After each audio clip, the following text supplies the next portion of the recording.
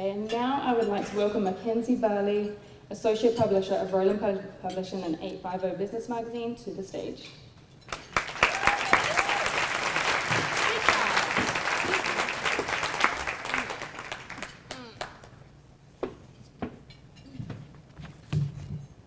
Good morning, everyone. As Renee said, my name is Mackenzie Burley, and I'm so excited to be with you all here today, recognizing these incredible women. But it wouldn't be possible to even have this event if there weren't, 50 other people that are behind us to help make this happen. So I want to take a moment and thank all of those people. So I want to start with our special thanks. We have the Workmen's. So what you don't know is that all of our recipients were here as of 6:30 this morning doing a photo shoot to gear up for the profiles that will soon appear in the winter issue of 850. So the Workmen's did all of our photography this morning, so I can't wait for you to see those in the winter issue of 850. I also want to give a special thanks to Sunquest Beach Weddings. All of the flowers that you see in the middle of your tables, I actually brought over in my car from Destin, and they are such good quality flowers and gorgeous. They actually lasted a week. Surprisingly. We ordered these for the event, and we were going to reorder flowers, and they said, well, let's keep our eye on them.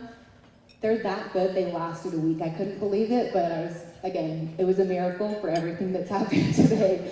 Thank you, Sunquest.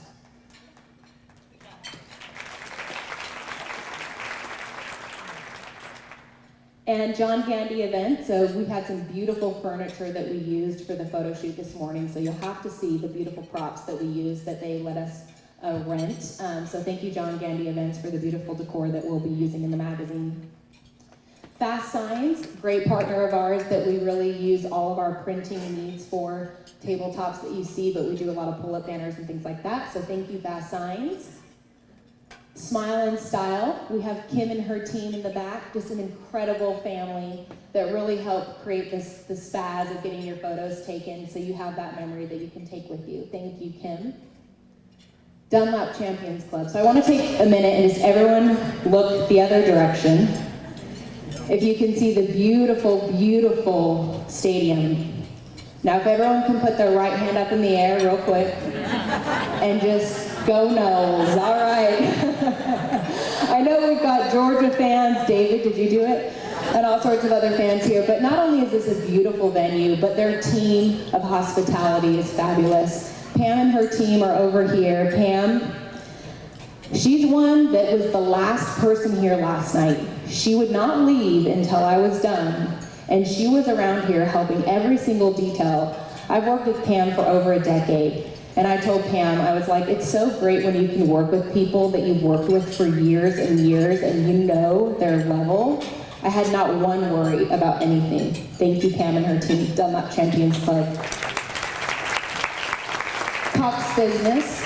Cox Business has been sponsoring this event for many years. Not only do they support communication services for our community, but they invest in the people in our community. So if you look at the type of events that Cox Business sponsors, that's really the quality of the organization. I just want to thank Cox Business for their support.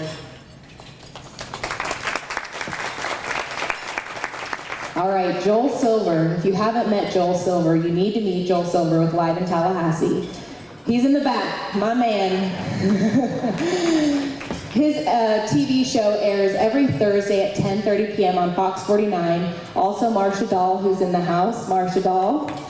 So they will be filming this entire program today, so if you need to send this to other family members and friends, he's recording the whole thing, and then we're gonna have a special segment next Thursday to honor all of these amazing recipients. Thank you, Joel. So as you heard, we've been here doing a photo shoot. And it wouldn't be a proper photo shoot if we didn't have wonderful hair and makeup, right? As women, we love to be pampered and look our best and feel our best. Jennifer Albert, she's a beauty entrepreneur. And she did all of the recipients' hair today. So when you see these beautiful women who they are already beautiful, their hair looks even better today, including mine. Thank you, Jennifer. I never get hair and makeup done at events that I put on, but she was adamant that I got to get a little spice up, so thank you so much. So thank you, Jennifer, for all of the hair that you did today. As well as Audrey Kent, Organic Salon. Audrey. So she did all of the makeup for all of our recipients today.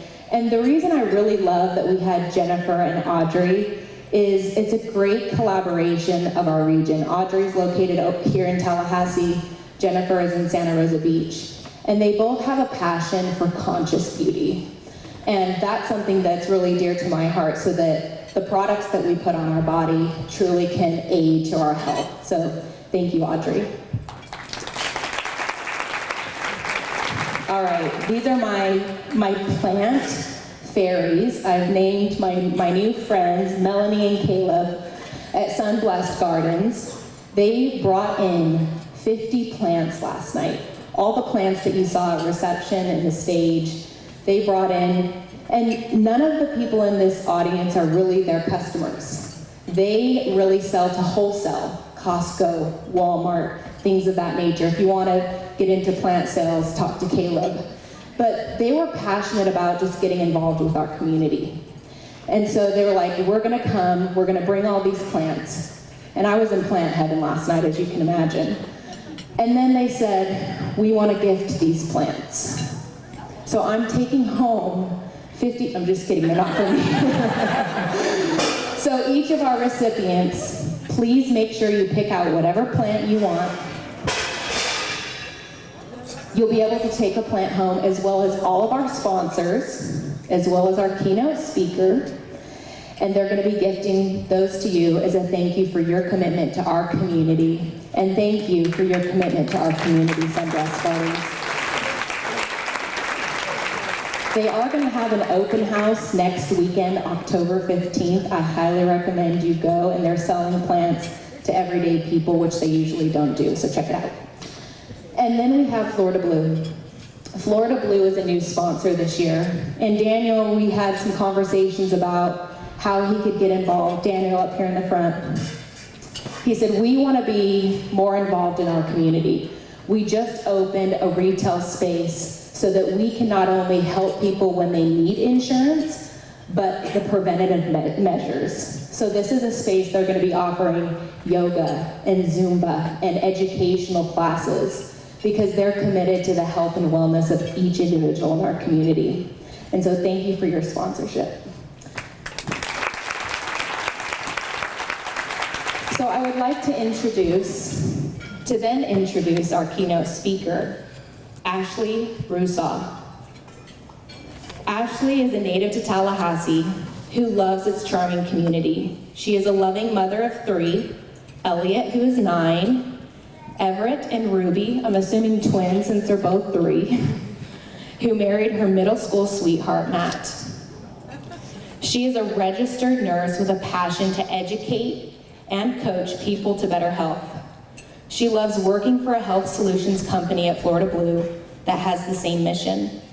She became the first nurse to be selected as the center director in 2020, and she is happy leading her team of sales agents, customer service advocates, nurses, and a social worker at the local Florida Blue Center off Appalachia Parkway.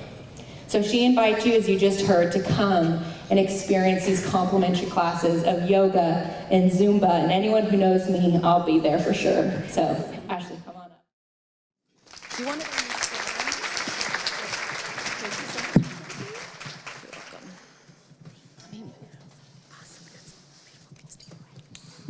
Thank you guys so much. Thank you.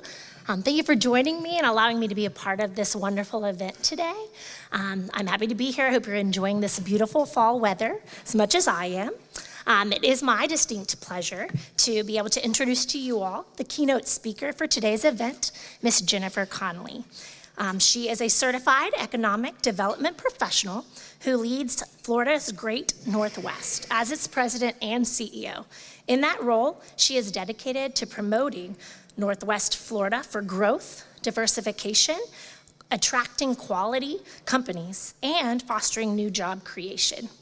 She started this role in March 2020, a time I'm very familiar with, as well as the rest of you, was a time that was very challenging, filled with uncertainty due to the rising threat of coronavirus. She led her team, however, through those times to victories in notable business attraction efforts.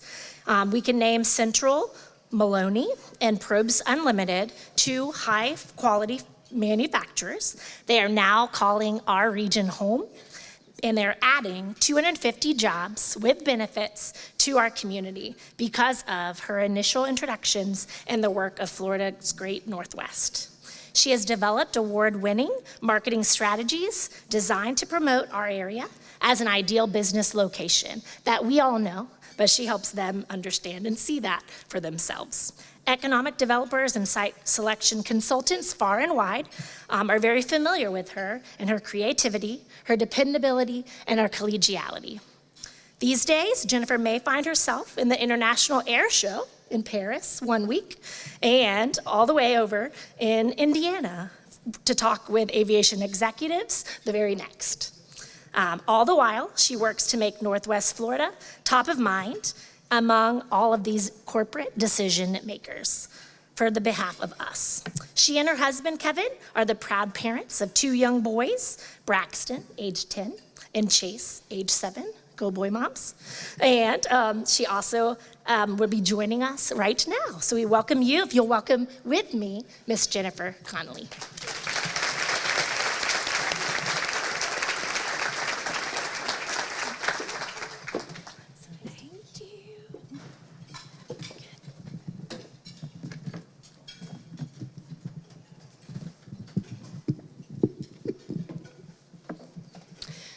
I am normally a storyteller of business solutions.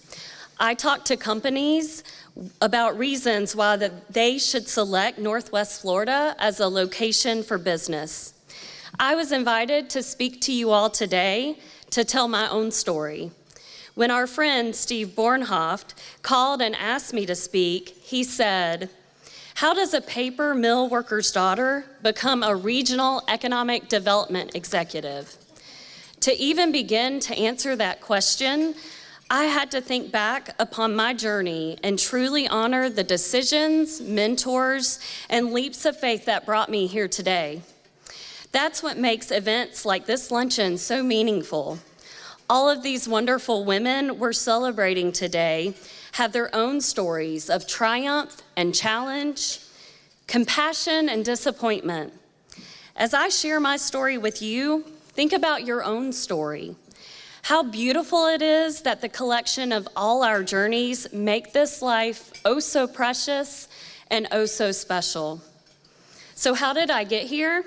Well, any good story starts from the beginning. My parents were raised in Birmingham, Alabama. They had typical working class upbringings. My dad went to Bessemer Technical, where he trained to become an electrician. When my mom was pregnant with yours truly, my dad landed a job. And not just any job, a good paying job with excellent benefits as an electrician for a paper mill in Port St. Joe, Florida. It was over 5 hours away from the only place he knew as home. But he took it, and that one decision changed our family's course for the better. I was born, and shortly thereafter came my brother. Because of my dad's income, my mom was able to stay at home and take care of my brother and me, as well as all the things that run a household. My parents would describe me as a sweet yet strong-willed child, and apparently I liked to talk. To this day, my family still gives me a hard time about doing all the talking for both me and my brother in every situation. My high school years were pretty typical. I cheered, I had a boyfriend, I was super involved in many extracurricular activities. Then in 1998, our world was rocked. The announcement came that the St. Joe paper mill would be shuttered. About 500 men and women were employed with the company. When a major employer closes in any town, its reach is far, wide, and deep. But for our small town, this cut was extremely deep. Those were difficult times in my childhood. I remember being concerned about how much money we were spending on everything.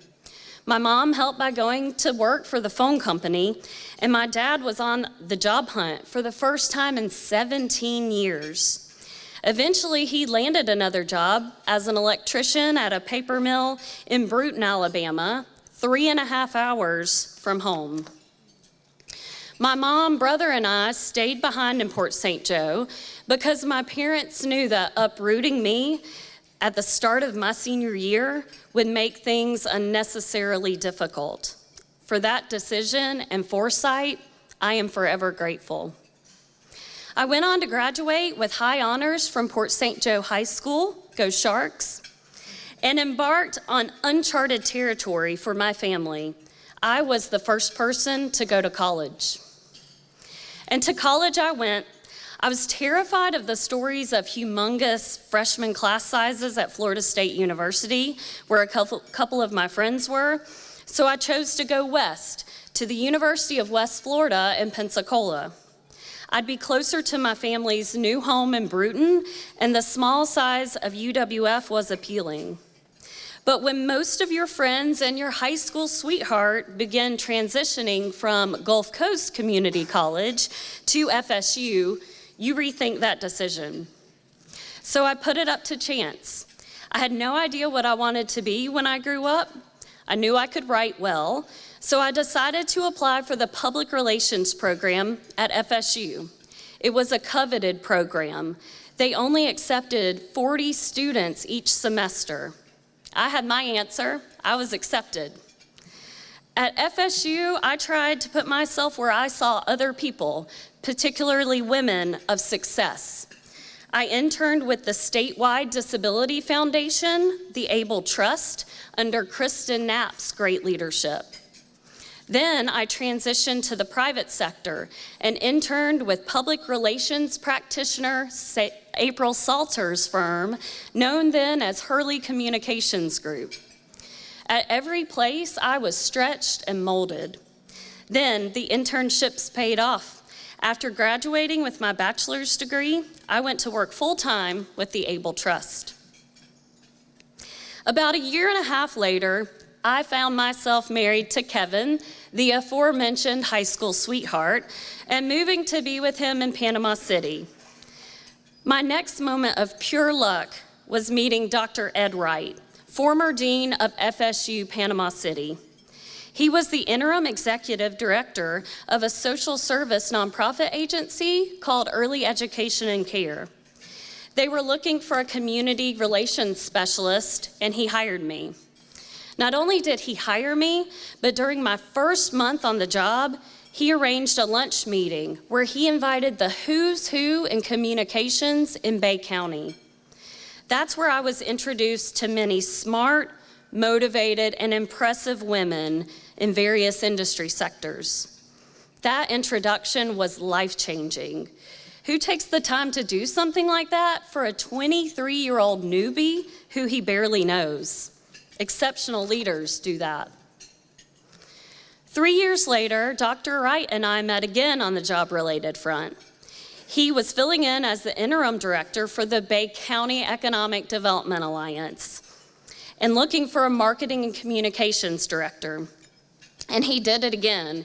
He trusted that I had the foundational skill set needed to do the job, and he hired me. That very decision propelled me into my career in economic development, and I have never looked back. The Bay EDA job stretched my skill set beyond my wildest dreams.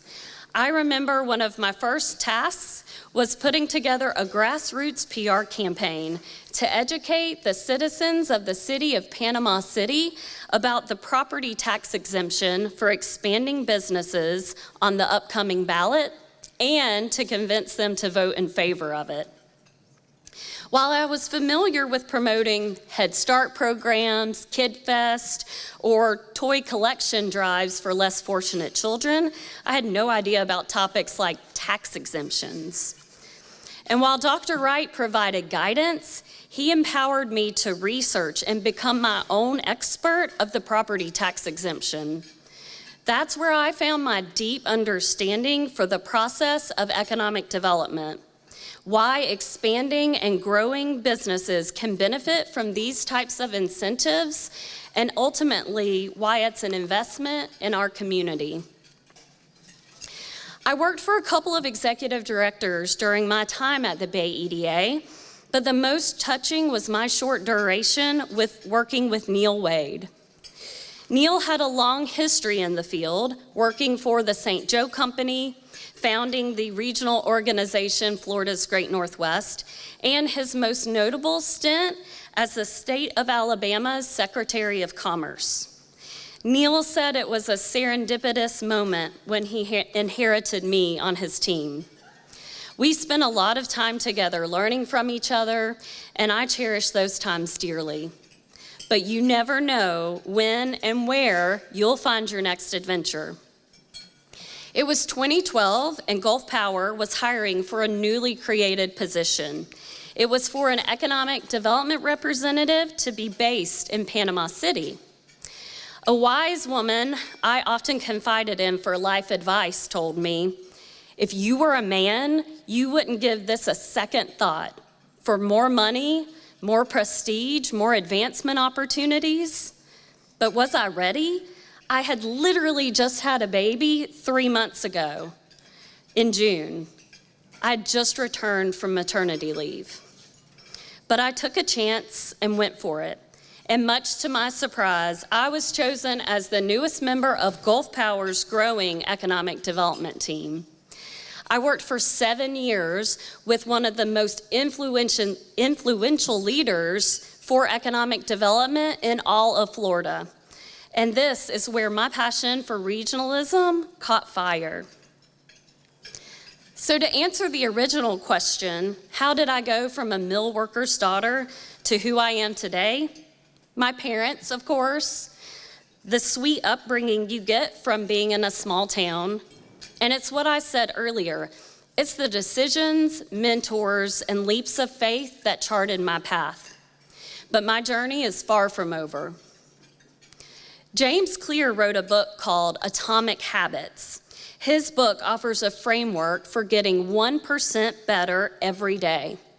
His work has helped fuel me for this new stage in my life as the president and CEO of Florida's Great Northwest, our regional economic development organization. As a chapter of the book describes, focusing on what we want to achieve leads us to outcome-based habits, but focusing on who we wish to become gets to the core of our identity. Let me give you a couple of examples of what I'm talking about. The goal is not to run a marathon. The goal is to become an athlete. The goal is not to learn an instrument. The goal is to become a musician. As many of you know, it's one thing to be an individual contributor, but leading an organization carries a different set of responsibilities. All of this thought work funnels into my vision for Florida's Great Northwest. Who do we wish to become? My answer? It is to become the most highly effective regional economic development organization in the country, with a reputation for stellar quality of service and well-designed and well-implemented programs and strategies.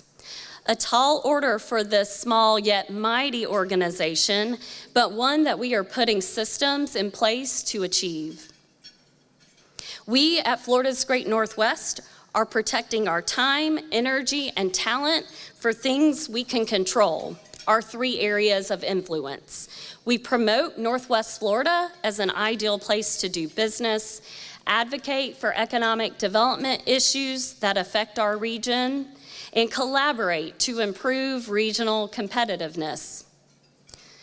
The attraction of companies who could operate anywhere in the world is where we spend the bulk of our time. We are identifying companies with growth potential, connecting with the decision makers, and telling our Northwest Florida story. We submit regional proposals outlining our business solutions and work in lockstep with our local economic development organizations to do so. Bringing leaders together is exactly what we're doing here today, and it's the foundation behind our brand new regional collaboration program. Leadership Northwest Florida was just launched last month, and it fills the gap between our local leadership programs and Leadership Florida. Our goal is to make as many informed advocates for Northwest Florida as we can, which will result in a better region for us all. In fact, the application deadline is tomorrow, so if you're interested, you should come see me after lunch. So that's who we are at Florida's Great Northwest, and I'm incredibly proud of the work of our team, volunteers, and investors. But now, as I conclude, it's time to center back on the reason we are here today. I want you to think about these Pinnacle Award winners. In meeting these wonderful women this morning, it's clear on who they are and who they wish to become. So now I ask you the same thing. Who do you wish to become? For me, I want to become a stronger leader in facilitating growth for our Northwest Florida economy. But I also want to grow personally and become a more loving and compassionate wife, mother, sister, and friend. James Clear says, becoming the best version of yourself requires you to continuously edit your beliefs and to upgrade and expand your identity. Finally, I want to share this excerpt from Amy Weatherly, author of the popular book, I'll Be There, that tackles friendship, connection, and courage. I'm gonna aim higher. I'm gonna choose grace. I'm gonna chase gratitude. I'm gonna bring joy to the table. I'm gonna guard my heart, and I'm gonna protect my peace. I'm gonna dream, and I'm gonna do good. Spread light, and if other people don't like it, toss them a pair of cheap sunglasses and just keep shining. Ladies, keep shining that bright Northwest Florida sunshine in all that you do. I am so honored to be here with you today. Cheers.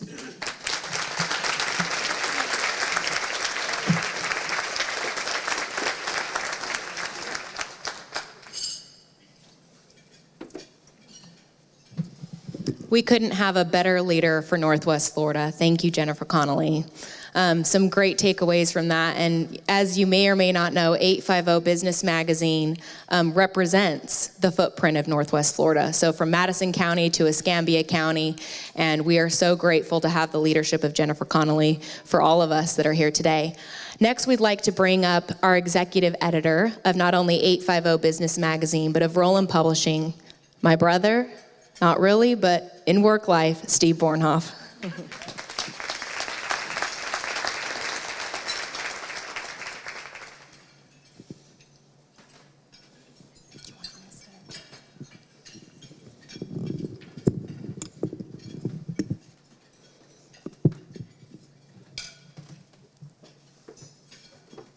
Thank you, Kenzie.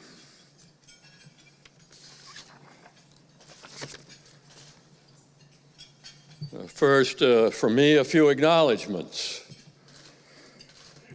Men are deeply flawed. We know this. Their insecurities are palpable. As leaders, they are often stubborn and autocratic and, in their own minds, flawless. They tend toward mansplaining, which is a manner of speaking that dwells mostly on the obvious. Men are easily distracted, easily flattered. They are tools who can be played like fools. We know this. I greatly admire Maureen Dowd, a Pulitzer Prize-winning columnist at the New York Times. Some years back, she wrote a book titled, "Are Men Necessary?" In the introduction to the book, she wrote, "I don't understand men. I don't even understand what I don't understand about men. They are an inscrutable bunch, really. I had a moment of a dazzling clarity when I was 27, a rush of confidence that I had cracked the code, but it was, alas, an illusion. I had overcomplicated their simplicity, or oversimplified their simplicity. Are they as complicated as a pile of wood, or as simple as a squid?" I was loath to accept the premise of Jerry Seinfeld, who claims that men are nothing more than very advanced dogs who want the same thing from their women that they want from their underwear: a little bit of support and a little bit of freedom.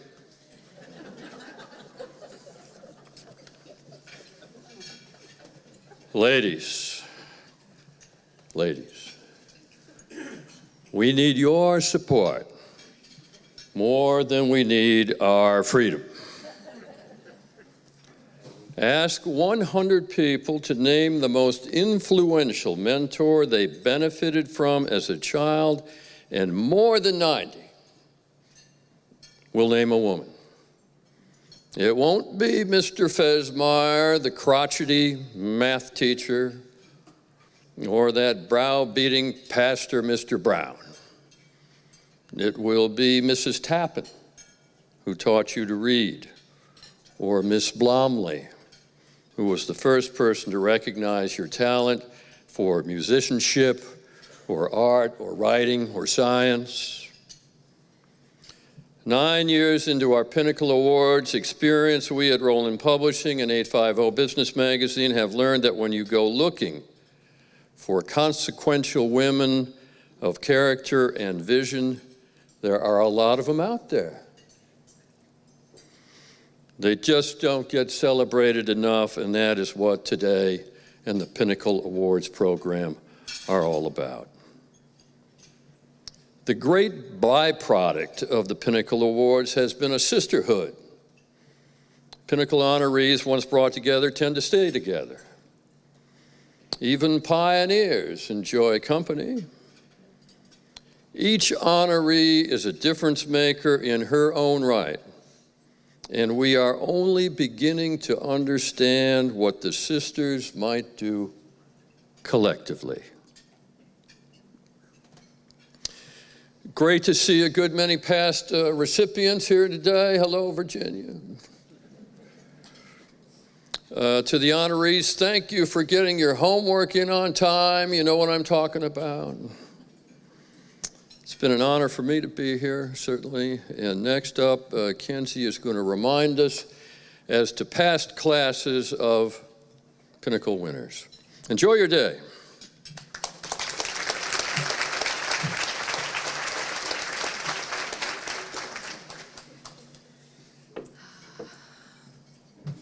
Our official storyteller at Roland Publishing. Every meeting he is in is that entertaining as well. Thank you, Steve. I do want to note, we are here to celebrate women, but we also have an incredible group of men. And take a look around you and just thank the men that are sitting at your table. Because the leadership I think about, for me, I see Brian Rowland in this room. And when I think of someone who impacted my life, I think of a man. So I might be one of the 8 out of 100. And I also see Bill Needham. Bill Needham, who is here with us today, actually hired Brian Rowland, who then hired me. So thank you for the men who support men and women, no matter what the sex is. So what we're here for today, thank you. We're going to take a look back. So as Steve Bornhoff said, we have over 50 past recipients in this room, and it is a sisterhood. And I just get to pretend to be in it because I organized the event, but these women have become my dearest friends. And they are the most incredible women I have ever met. And every year I have 12 more friends that are just inspiring. So our 2014 class, we did this first event in Tallahassee at the Capital City Country Club, if I remember correctly. 2015 class, we went over to Watercolor over in Santa Rosa Beach. 2016, we were at the FSU campus in Panama City. 2017, back at the FSU campus of Panama City. 2018, back at the FSU campus of Panama City. We really liked it there. We like Florida State. 2019. 2020 looks a little different. We didn't get together as a group, but we did organize everything separately and tried to create a very great virtual event. And then 2021 was at Downtown Community Church in Tallahassee. So we did have our recipients there in person and a couple guests, but it was a hybrid event. So now that we begin 2022, if you can direct your attention to the screen, and this is what we're all here for. I first met Iris Fellows in 1979. She was working for Homes and Land Publishing Corporation as a sales representative. Brian was very interested in starting a city magazine, Tallahassee magazine. And so he looked to Iris as the first sales representative. And so she was among the first, and then was later replaced by Brian Rowland. She was a very distinctive person. Whenever she came into a room, you knew she was there. She liked to interact with people personally. She didn't like to work on the telephone so much. Her inspiration came from her work ethic. She was very intense, very driven to accomplish things. And those who worked with her and worked for her, I think, caught some of that feeling. She was definitely somebody who knew what she wanted to do and moved ahead to do it. Iris, first of all, was very proud of her accomplishments, and she really wanted people to know that she was succeeding. She had her own business, Iris Fellows Publishing, and she just had a certain energy about her that encouraged people around her. One of the things that demonstrated her strong work ethic was that she took the local Homes and Land magazine, grew it into more than 100 pages, which was pretty substantial. And it was one of the larger magazines in the Southeast. And she was very proud of that. I think that Homes and Land Publishing provided an opportunity for women that just simply did not exist in many areas. There were a number of women who were franchisees of Homes and Land, scattered around the country. Some of them had quite large magazines. So the Homes and Land franchise provided a unique opportunity for women that I think many of them took good advantage of. She had varied interests. She was interested in books, decor. She had her two blogs that she was especially fond of, her Yorkshire Terriers. She was really a remarkable woman. I think she had a distinctive presence in the Tallahassee community, and there are many people in this town who still remember her very, very fondly. I would like to welcome Rocky to the stage to say a few words. Iris is a posthumous award, so we lost Iris, and we've got her dear cousin, who he says, we always called her Auntie Iris, even though she was a cousin, just to say a few words in remembrance. Thank you, ma'am. Thank you. Oh, Mackenzie, we called her other things too. She would be so pissed that she's not here today. She died almost a year ago, October 23rd of last year. She and my daddy grew up together, Iris's father got killed in Iraq about 1951, so she kind of grew up by herself with her mother. And she did, Bill, you were spot on. And Steve, I hate to tell you, but you were spot on too. Really. But Iris was quite some lady. If you didn't know her, you missed a treat. She was one of a kind. And I know we say that about people, but Iris one time gave her the wrong husband a birthday gift. I figured that one out. She was at a visitation at the funeral home in Mariana one time, and she'd been there a little while, and she walked up to a friend and said, "Who is that old man following me around?" She said, "Iris, that's your first husband, Charles." Now, she probably forgot because she had 5 of them, but that's okay. Iris was Iris. Bill, you were right. She was driven almost. She was, and she would tell you she was driven. I asked Sandy, her niece over there, that Iris's favorite thing was to tell you. Well, I asked Sandy how many times she told her she was fat, and she said, "Oh no, I was morbidly obese." So I felt privileged. I was just fat. But she would tell you, you went to lunch with Iris.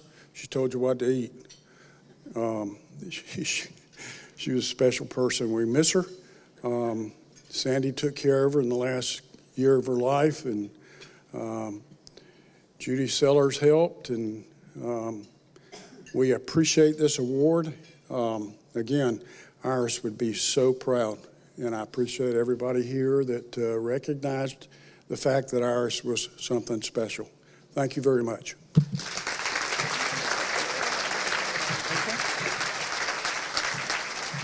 Brian Rowland, this is your cue.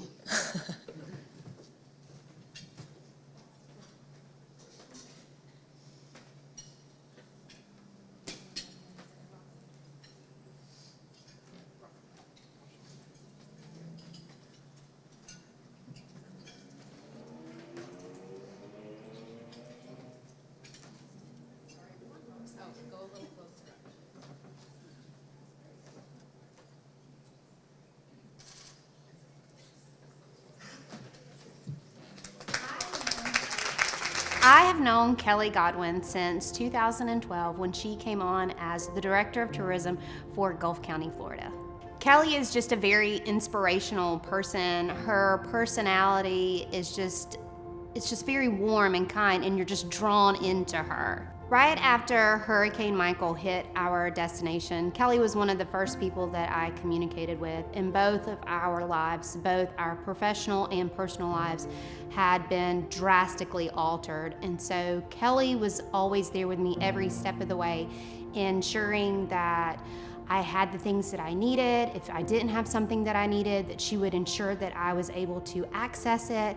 And she was a cheerleader in my corner, even when I didn't know I needed a cheerleader. And she was just wonderful to be around during some of those dark days, because she shedded a little light, ensuring that brightness is still there. If I were to have to sum up Kelly in 3 words, it would be funny, family-oriented, and outdoorsy.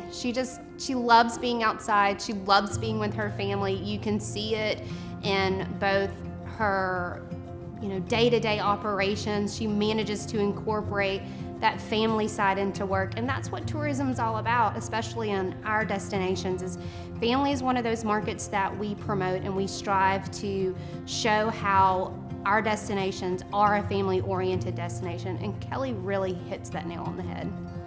Kelly just makes you want to be a better person when you're around her. Her smile is very captivating. You're drawn to her. She's like a magnet.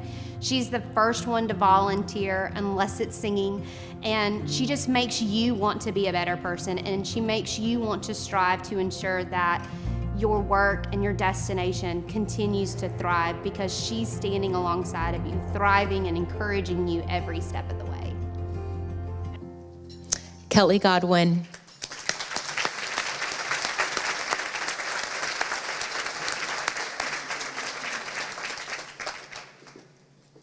Congratulations.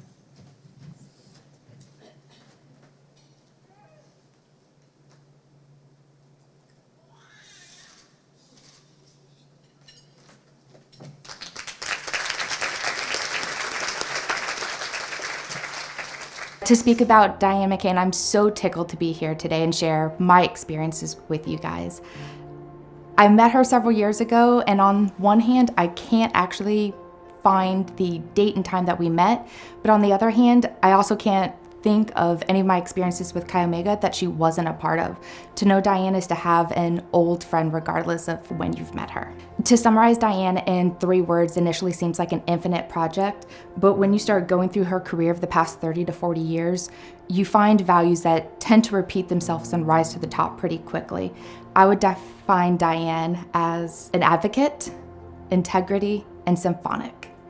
As an advocate, she's so much more than a victim's advocate. She's an advocate and champion for women. Integrity, those are words that are echoed by her former bosses and colleagues over the years that I've seen recently. And symphonic is to speak to our experiences within Chi Omega that define the ideal woman. And a phrase that her and I often repeat in times of trouble is to be womanly always and discouraged never. Diane is never discouraged. Diane has grown me both professionally and personally with her friendship, and it started off as a sisterhood that turned into friendship that has turned into an unofficial mentorship that I've greatly appreciated. She has instilled confidence in me over the last several years that has helped me rise within my career, and I know that she does it for so many other young women. And building that confidence and leadership skills has been life-changing, and I'm so grateful for her finding the potential in me, and I know that she does that for others. Diane's career has, again, spanned 30 to 40 years, and there are countless awards and recognitions that she's received from prosecution offices, from state offices, recently from a senator in Florida at a retirement party. And so with that, I don't know that there has been one single award and achievement. I think that this award would actually be the pinnacle of her career. Diane McCain.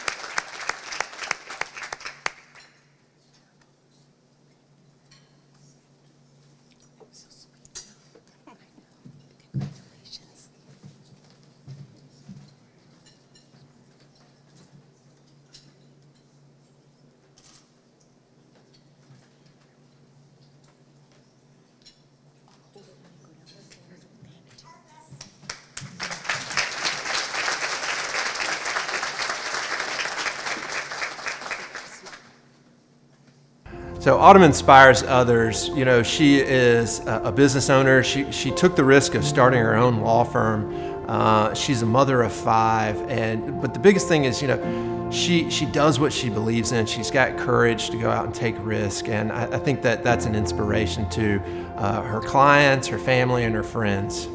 So Autumn's values, the things that I see in her that I know that she values are going to be loyalty, it's courage, and passion. And you know, she believes in living like your best life and being passionate and chasing those dreams. And she's not afraid to take those risks. And she's got great courage to defend her clients and take care of her family. And she's extremely loyal, and she's a great friend and a great sister. And she lives those values every day. I'm just so impressed with Autumn. I have been my entire life. She's always achieved amazing things, but you know, in her professional career, in addition to being a mother of 5, she started her own law firm, and she's been on the Seminole 100 every year she's been in business. She's been admitted to the Supreme Court to try cases at the Supreme Court, and also I think she's the only lawyer maybe in the whole region that's a certified Hague Convention attorney, which allows her to handle international cases. So it's just amazing the things that she's been able to do in her career and with her law firm. You know, but most of all, I know that she prides herself in being that mother of 5 for sure.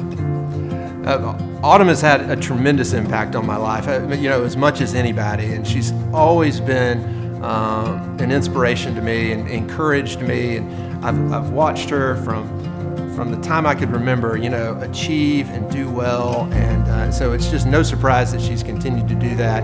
And she's always encouraged me to be the best person I could be as well. So I just love her, and she's a fantastic sister and a great friend. And I'm really proud to be her brother.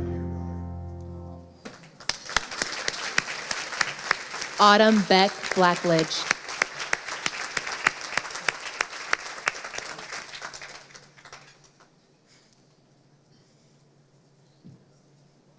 Sorry to make you cry right before. I cried when I watched that video.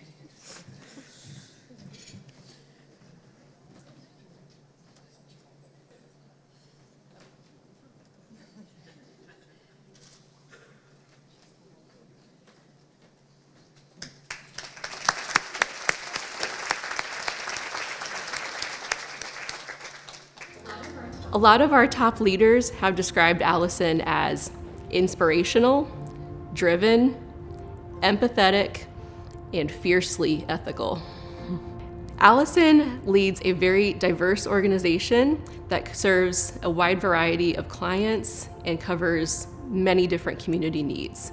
And she does so with grace and empathy, and always putting her team members and our community first. She is forward-thinking, always encouraging to her team members, and always wanting the best for the people that we serve. Allison is the exact same person to everyone at every level of our organization, from the janitors and custodial staff to the highest level of VPs. She genuinely cares about her team. She ends every team meeting, every video message, every email from her to our team members saying, "I love you guys," and we know that she genuinely means it. I met Allison as part of my job interview. We were scheduled to have a Zoom conversation. At the last minute, she called me and said, "I'm so sorry, but one of my team members had to go to the emergency room. His wife is out of town. I couldn't let him go by himself. Is it okay if I talk to you from out here on the curb outside the ambulance bay?" And I knew from that moment that was the leader that I wanted to follow. Allison Hill.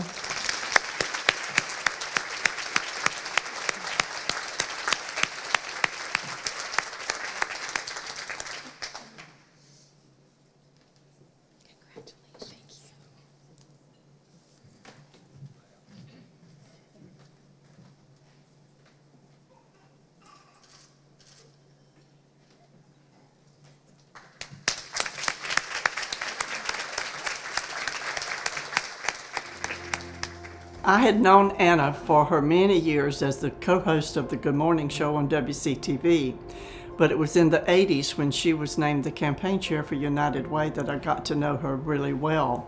She reached out to me and asked if I would be the realtor rep for donations for that campaign, so we spent a lot of time together. But I have continued to grow and love her through the years, watching her always as the ultimate professional in everything that she does. Anna is so genuine. She meets every person as an equal, always has time to stop and talk to those she meets along the way, and has just been an amazing asset to our community in so many ways. Well, I would say first and foremost, her family is her top priority, and she has 4 beautiful children who've grown into very prominent adults because of the love and nurturing that she gave them as children. But she also loves to travel, and that works well with the children, so they do a lot of traveling and thoroughly enjoy life every day. Her most important achievements has been the children that I just mentioned, but in addition to that, she's received many accolades through the years in her career. One of them was to recently receive the Silver Star Award by the Senior Center.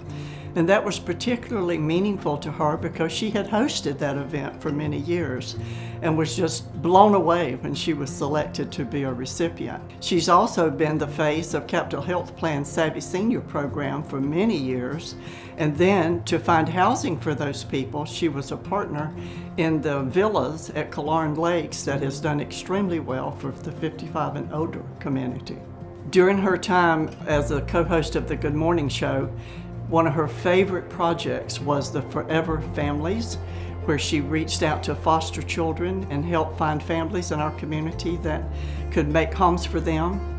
And she was so proud of the fact that during that time, 70% of these foster children found their forever home.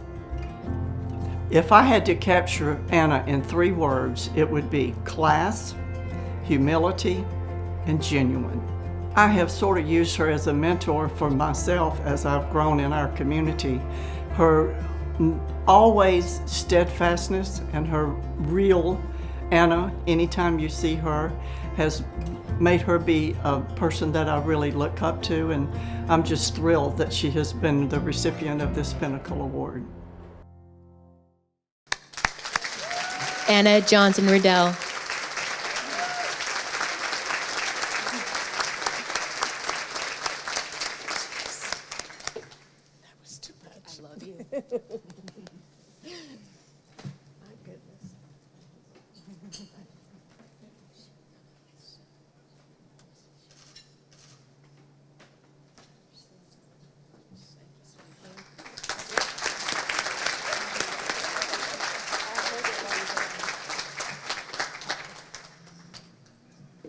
If I were to describe Karen in 3 words, I would say she's authentic, she's adventurous, and incredibly kind.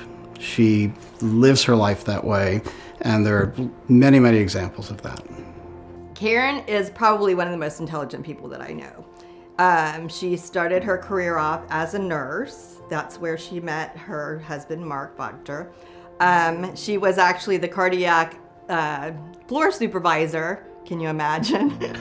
She used to literally, if they had snow and somebody would call and go, "Oh, I can't make it here," Karen would go, "I'll come pick you up in my 4x4. She's a tough cookie, but she knows her stuff. I haven't known Karen as long as many of her really, really close friends have. I've only known her for about 4 years. And I've known her mainly from a professional context, but what I have gained from Karen is I feel she's become a friend over the years that I've worked with her. She's also an example. She is so committed to doing things the right way. She's so committed to helping the causes and supporting the causes that are important to her. And she really sets an example for what philanthropy and giving back means and how it can be lived in someone's life. Karen is a get it done kind of person, and you're not going to find anybody else who will target something and then it just happens. And she makes it look easy, but it's definitely not always easy. So if you have something that you need for her to take care of, she is definitely going to handle it for you. There are a lot of remarkable achievements that can be attributed to Karen, but one that I'm very aware of is the fact that through her work on the Tennis Challenger, she has generated more than $1.3 million towards the endowment that is in her husband's name, and those funds go to help patients. She has very specifically requested those funds will go to provide educational support and training for nurses on the Wachter ICU trauma unit. She is a loyal friend to so many people. She's still friends with her elementary school friends, her sorority sisters, her high school friends. She just has such a great group of friends. She's so loyal to them. She's loyal, obviously, to the Wachter Endowment. That is something that she's been working on since Mark passed away. I consider her my best friend, and I know many people, other people do too. I would just say that the world, and Tallahassee specifically, is a lot better place because Karen is in it. Karen Bodker.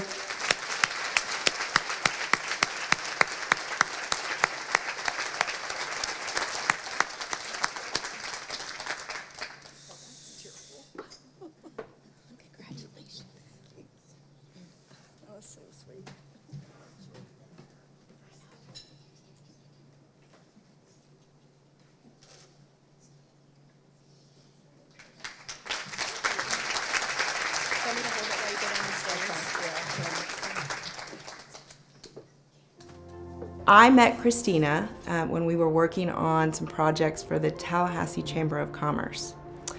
She was working for the Office of Economic Vitality at that time, and really started to get to know her and learned that she really loves the Tallahassee community. She came here from Southwest Florida to go to school and stayed because she loved it so much. She really invested in the community too, and found that the best way she could contribute was through local government. She saw the fruits of her labors just by opening her back door, which was great. And I learned that really her focus is bringing people together in an effort to really make Tallahassee thrive. And our discussions led to coffees, led to dinners, where I learned about Christina that she had a lot of qualities that I admire. She's really solution-oriented. She's not sitting around identifying problems, she's identifying solutions. Christina has served to inspire me and inspires many others through her can-do attitude. She doesn't say to other women, hey, you need to take your place at the table. She says you really need to own your place at the table. She was, I think it was at Innovation Park one day, holding a meeting on the Mag Lab, and she was the only woman there except for her interns from the Office of Economic Vitality. And she really owned that meeting. And that's what those interns came and said to her after the meeting. They said, Christina, you owned that meeting. You really knew your stuff. And by the end of that meeting, you had garnered everyone's respect. So those young women learned an important lesson there, and she really takes pride in spreading that message and living it. She's also really taken a team approach to this. She recognizes that economic development is really a team sport, and that she would not be where she is without her team, her internal team, and those members in the community. She was a champion of minority and women-owned businesses. While she was with the office, she, I think, certified about 300 businesses, which gave them an opportunity to expand and grow that they wouldn't have otherwise had. Her values are expressed most in the philosophy that I've learned she carries with her, and that is to be innovative and to always be improving. And I think at the Office of Economic Vitality, she's really demonstrated that philosophy. She has really focused on building collaborative connections between organizations and people, all with the purpose of really making our community, our economy in Tallahassee thrive. And I know that Christina is really looking forward to the successes that she's going to achieve with her new team at First Vision Advisors. Christina Paredes.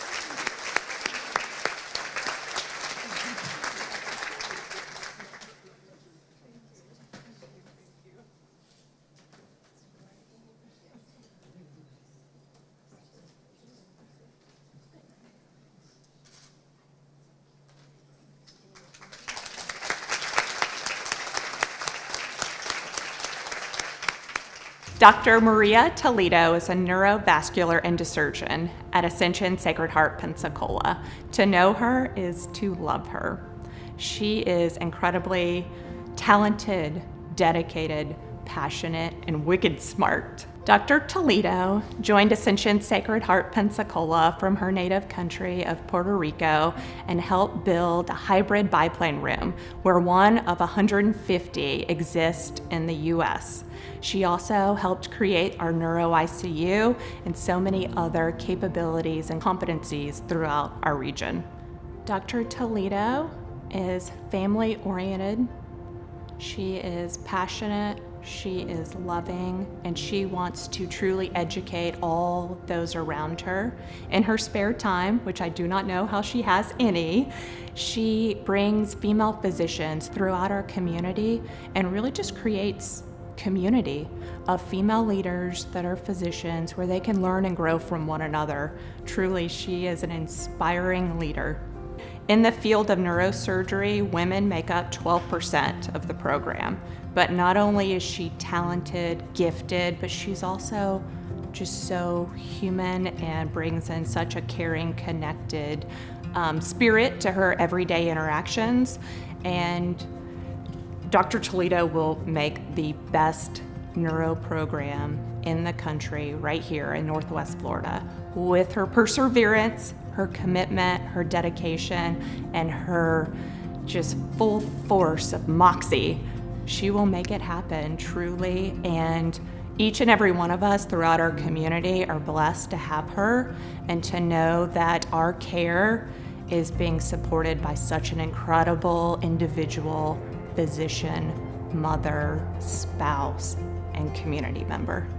I may be here representing many caregivers, colleagues, and patients, but there are thousands behind me that have had their lives changed, their lives saved by Dr. Toledo, and truly I cannot be more proud that she is being recognized for this distinguished honor. Dr. Maria Toledo.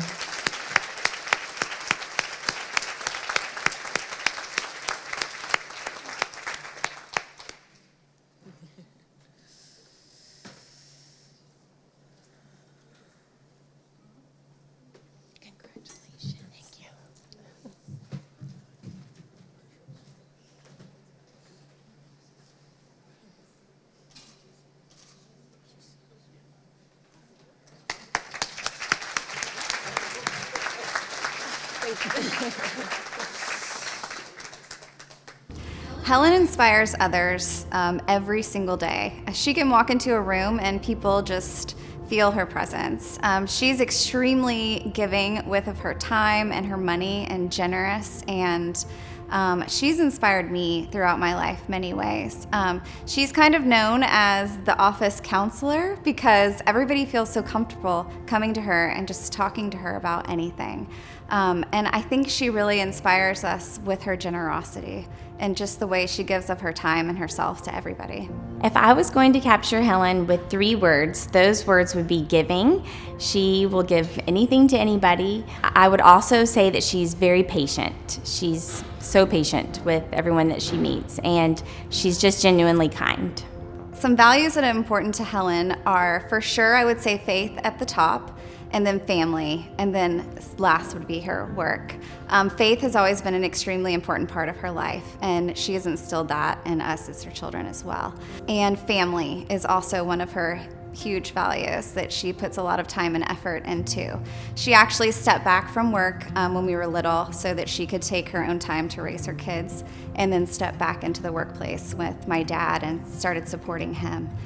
She puts a lot of value into her work as well, and when she does something, she does it to the fullest. I have been personally affected by Helen, and she has for sure made me a better person by just teaching me to have a servant's heart. She has always taught me to serve others and in front of myself, and she's just programmed that way. It just seems that's what's on the forefront of her mind. If anybody is going through something hard, it is her natural instinct to just say, how can I lighten their load? What can I do for them? And you just don't find a lot of people like that nowadays, and that's what I just really love about her. Helen has made numerous remarkable achievements throughout her life. One that sticks out to me for sure is becoming a McDonald's owner-operator in her professional life. She watched and supported my dad go through the program while he was working multiple jobs in order to support his family, and she stayed back and Then when the time was right, she worked in the stores and would open and close them with him. And she worked in drive-thru and got to know everybody that worked there, and our entire town looked forward to seeing her in that front drive-thru window, and went through multiple, I think it was 7 different interviews to become an owner. And over, gosh, it was 10 plus years I think it took. So that's definitely, I would say, a professional accomplishment of hers. Personal, she would probably say her family. She's put so much time into us, and we adore her. Helen Costa.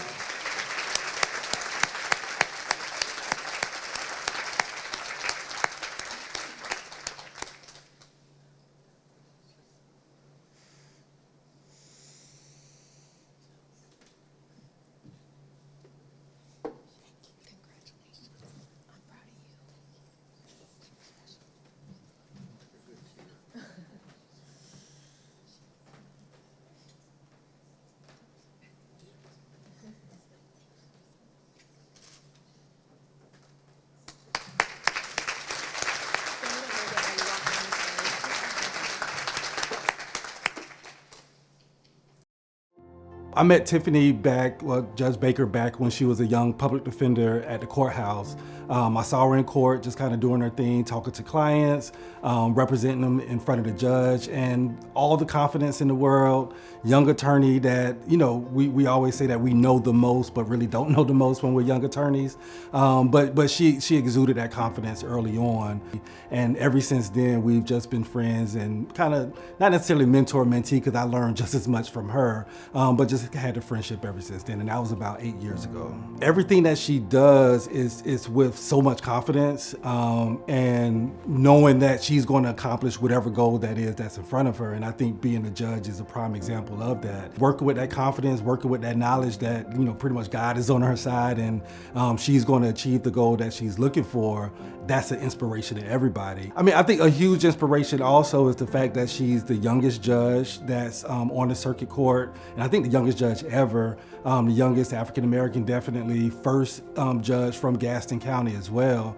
So all of those things are inspiration to those Gaston County residents who, you know, they in poverty, grow up in poverty. A lot of them believe that they can't make it to certain levels. So to hear her story and to see her in that position is an inspiration in and of itself. And now you can't meet an attorney that's been before her that's not impressed and really appreciate the fact that she's on the bench. And that's whether it's a juvenile client or a family law client, all again appreciate her being on that bench. And she takes her time, she studies the law, and she's one of the best judges that we have up there. When I think of the values for Judge Baker, I say integrity would be at the top of that list. She is always honest, never cut corners, won't see her, you know, gossiping or doing all those things, because I think integrity is so important to her. And she also expects integrity coming from people that she deals with.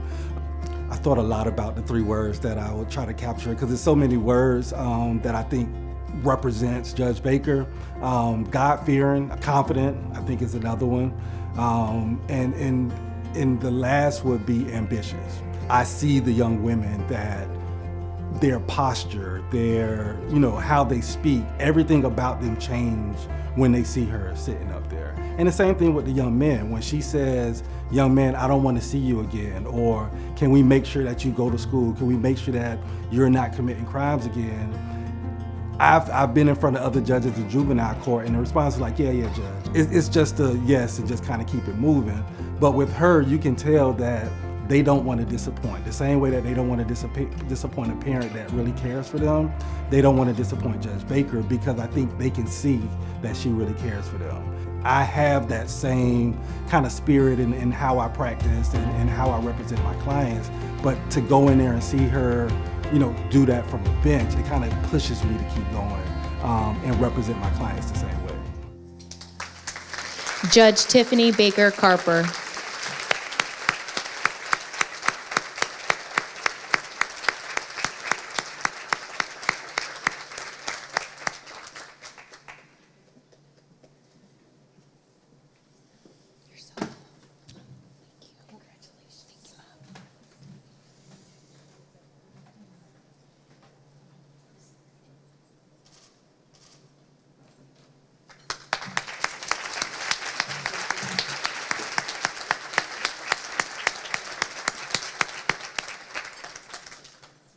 I met Jessica Prophet 11 years ago. When I first moved to the Florida Panhandle, I had a business that I'd opened, a real estate company. And I would go to a variety of functions, and at all of the functions that I would attend, there was this dynamic woman that I would see, and I was intrigued. I wanted to know who she was because she was always the person that seemed to know what was going on. She knew what was happening. She sort of like was this force that was in charge. But as luck would have it, we found ourselves iced in Nashville, Tennessee, after a bowl game. And my wife and I were there, and Levin and Jessica were there, and I said, well, this is an opportunity to get to know this couple. So I introduced myself to her, and that was 11 years ago in the start of a relationship that I value. Jessica is a force. She's exactly the young woman that I saw all those years ago at the functions that I was attending. And I don't think that I would have the business that I have today if it weren't for Jessica Prophet and Prophet PR. The amount of work that she's done for me and for people in the Panhandle through the years, I've seen Jessica put all of her efforts into my business. She's put her efforts into charitable functions. It's just what she does. If she's involved, she's in it 100%. And you ask me to give you 3 words that describe Jessica. I guess the first one that I would come to is that she is so dedicated to whatever cause that she's involved in, whether it's a client or anything to do with the community. She's completely involved in that. She's persistent. Jessica never gives up. And if there's something that Jessica sees or a need that she sees or some need that she feels need to be filled, she's taking care of that. She is a loyal and dedicated friend. And I think she's just one of my favorite people in the world. And I can't imagine having my business without her. And I think the Panhandle is fortunate to have Jessica Prophet. And I congratulate her on the Turnbull Award. I think that she is the perfect recipient of this award. Congratulations, Jessica. Jessica Prophet Bracken.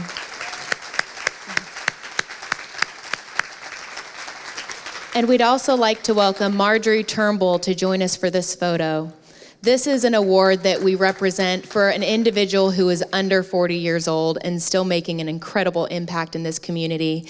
And it was named after our past recipient, who is with us today as well, Marjorie Turnbull.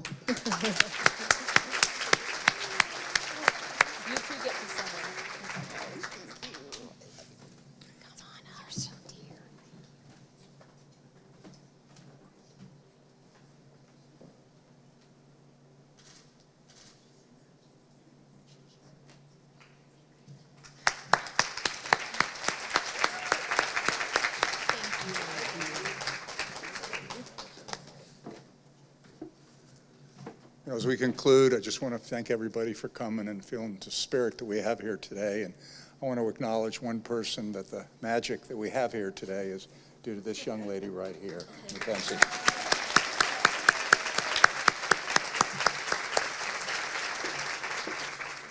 Thank you, Brian. That was a surprise. He had no speaking requirements, but I appreciate that. That's really sweet.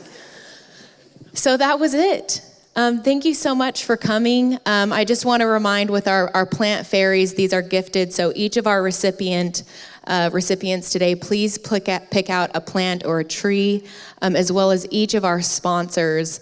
And just thank you all for the time that you've made today. It's the relationships in our lives that really make a difference in everything that we do. And your relationships to the people in this room make a really big difference. So thank you for being here. Please make sure to be thinking about nominations for next year. You can tell all of our recipients kind of put their heels in the floor when they find out that they're winning something, because they're not the typical person that wants to get on stage and accept an award. They like to just keep serving behind the scenes. And so the recipients today, the impact that you've made on other people, that's the biggest thing. And so if you can keep spreading that love, nominate another woman that can continue to inspire our region. And we'll see you next year.